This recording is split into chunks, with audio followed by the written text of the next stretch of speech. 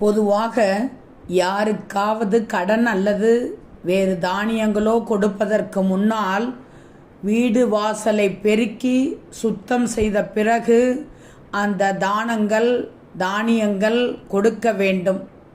அதேபோல் மாலையில் வீடு பெருக்கி சுத்தம் செய்து வாசலை கூட்டி தெளித்து கோலமிட வேண்டும்.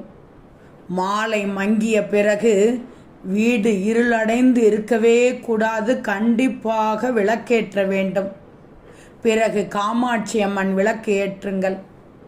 அதன் பிறகு யாருக்கும் எந்த தானமும் தானியமும் கொடுக்கக்கூடாது. பணமும் பொருளும் வெளியே உங்கள் வீட்டை விட்டு இந்த நேரத்திலிருந்து செல்லக்கூடாது. எனவே மகாலட்சுமி வீட்டை விட்டு வெளியேறாமல் இருக்க உங்கள் வீட்டில் அமைதி, தூய்மை, நேர்மறை ஆற்றல் நிறைந்திருக்க செய்வது மிக மிக அவசியம். மகாலட்சுமிக்கு பிடித்தமான சில பொருட்களை வீட்டில் வைத்து வழிபடுவது பயனளிக்கும். வீட்டில் உள்ள வாசனையுள்ள பொருட்களை பயன்படுத்துங்கள். உதாரணமாக ஏலக்காய், கிராம்பு போன்றவற்றை பூஜை அறையில் வைக்கலாம். வீட்டின் சுவர்களின் நல்ல படங்களை மாட்டி நேர்மறை எண்ணங்களை வளர்க்கலாம். மகாலட்சுமிக்கு பிடித்தமான தாமரை மலர், அரிசி, மஞ்சள் போன்றவற்றை கொண்டு வழிபடுவது நல்லது.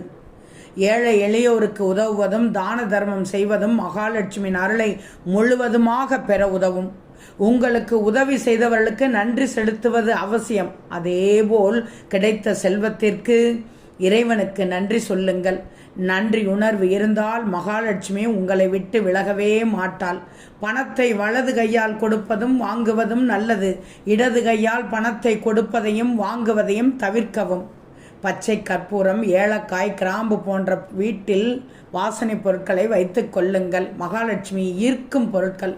உங்கள் வீட்டில் மகாலட்சுமி வாசம் செய்ய மேற்கூறிய வழிமுறைகளை தவறாமல் பின்பற்றுங்கள். உங்கள் நம்பிக்கையை உறுதியாக வச்சுக்கோங்க. சந்தோஷமாகவும் நேர்மறையாகவும் இருக்க முயற்சி செய்யுங்கள்.